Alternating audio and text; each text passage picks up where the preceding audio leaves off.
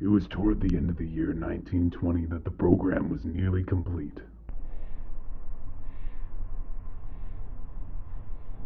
During the last months of President Wilson's administration, the government of the United States had managed tranquility at last.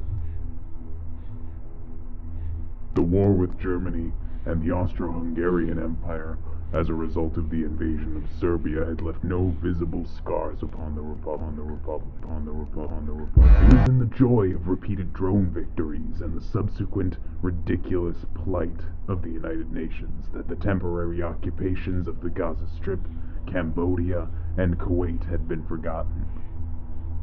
Fortunately for us, self-preservation is the first law, and the United States had to look on in helpless sorrow as Eastern European republics writhed in the throes of anarchy. Seeing a chance at rekindling former glory, Russia swept in and bound these countries one by one.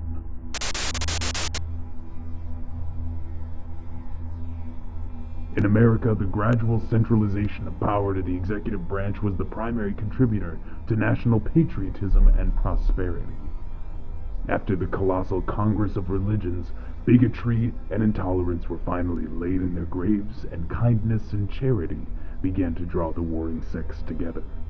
Chicago, for a moment paralyzed after a second Great Fire, had risen from its ruins, and even in New York a sudden craving for decency had swept away a great portion of the existing horrors.